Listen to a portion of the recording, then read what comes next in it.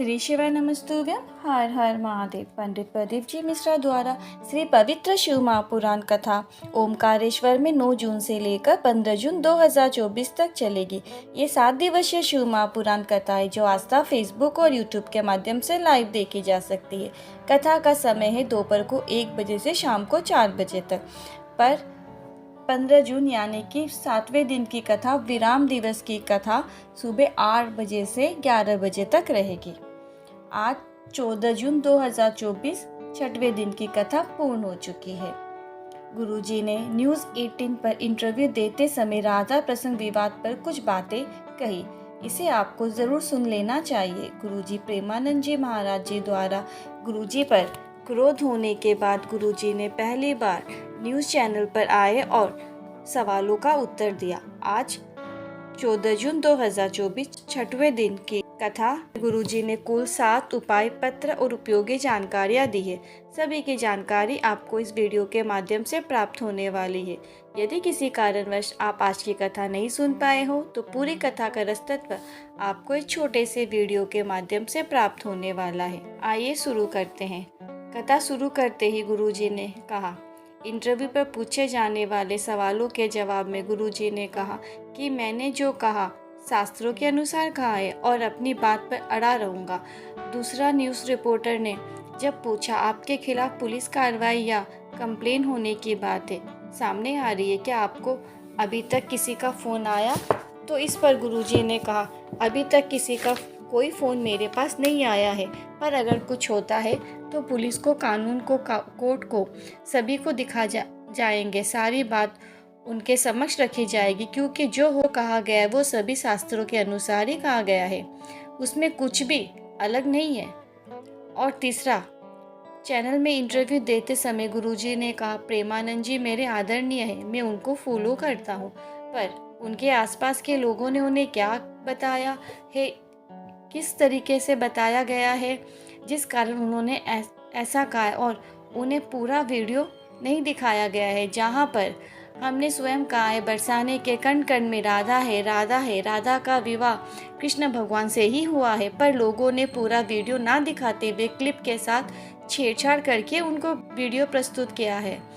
इसके बाद news reporter ने एक और प्रश्न किया कि लोगों का श्री शिव महापुराण के प्रति बढ़ते विश्वास के श्रोति पहुंचाने का प्रयास किया जा रहा है। तो इस पर गुरुजी ने कहा, हमारे फैन फॉलोइंग को कम करने का प्रयास किया जा रहा है, अपशब्द का प्रयोग किया जा रहा है, पर भोलेनाथ सब देख रहे हैं। इसके बाद ही गुरुजी ने कहा, अगर फिर भी हमारी बातों से किसी को भी ठेस पहुंची हो, बरसाने के सभी लोगों को, तो उनके लिए हम सभी से क्षमा चाहते हैं। अब आपको बता दें गुरुजी ने कि किस वीडियो की बात की जा रही है जिससे विवाद हुआ है। वो वीडियो इस वर्ष का नहीं है, ना ही पिछले वर्ष का। वो वीडियो तो लगभग 10 साल पहले का है, जब गुरुजी श्रीमद् भागवत कथा का वाचन किया करते थे। अभी वर्तमान में तो गुरुजी शिव महापुराण कथा का ही वाचन कर रहे हैं। बढ़ते कथा की दूसरी विशेष जानकारी की ओर गुरुजी ने कहा, अगर आप पशुपतिनाथ व्रत कर रहे हो, रोज भोलेनाथ के मंदिर में जा रहे हो, तो आपको अपने का बखान करने की जरूरत नहीं है। इस बात का ध्यान रखें, अपने पुण्य और दूसरों के पाप की घोषणा ना करें।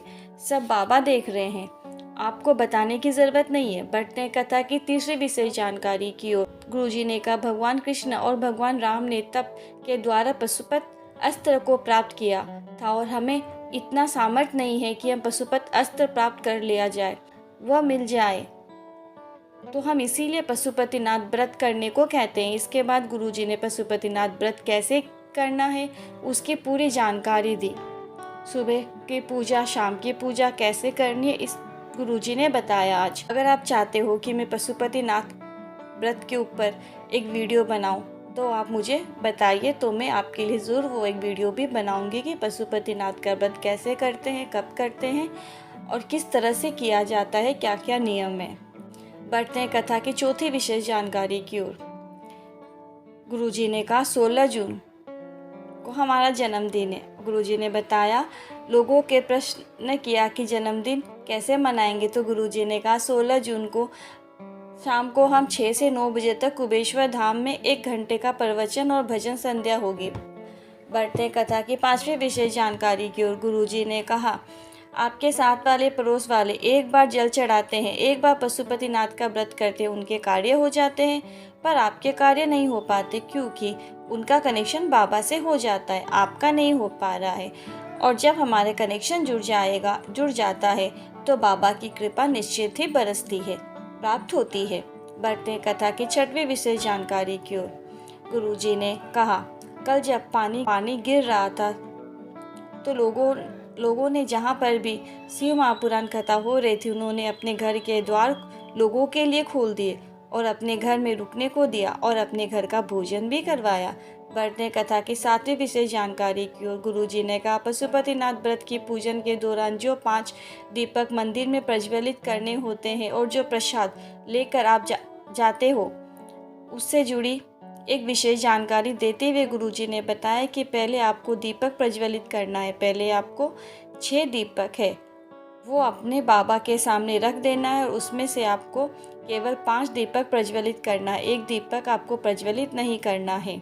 और इसके बाद आपको प्रसाद जो बनाकर लेके गए हो घर से, उस प्रसाद के 3 हिस्से आपको बाबा के सामने ही करना है। जब आप निवेदन कर ले, पूरी पूजा कर ले और उसके बाद आपको वो प्रसाद का हिस्सा अपनी थाली में रख लेना है। 3 में से एक हिस्सा आपको अपनी थाली में रख लेना है और एक दीपक जो आपने प्रज्वलित नहीं किया है वो भी आपको उठाकर अपनी थाली में रख लेना है।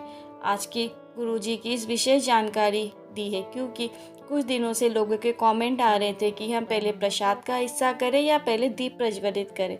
आज गुरुजी ने बताया तो शायद सबको आंसर मिल गया होगा। बढ़ते हैं कथा की 8वीं विशेष जानकारी की ओर। गुरुजी ने कहा, 15 जून को ये कथा समाप्त हो जाएगी और इसके बाद गुरुजी ने कहा अगली कथा होगी 18 जून से गंडई छत्तीसगढ़ में, जिसका नाम उमा महेश शिव महापुराण कथा रखा गया है, जिसका समय रहेगा दोपहर को 2 बजे से शाम को 5 बजे तक। कथा आस्था फेसबुक और यूट्यूब के माध्यम से देखी जा सकती है। कल है 15 जून और दिन है शनिवार। कल के लिए एक विशेष उपाय है धन संपदा के लिए, यहाँ तक कि आप कर्जा में भी डूबे हुए हो तो आप भी इस विधान को ज़रूर करें।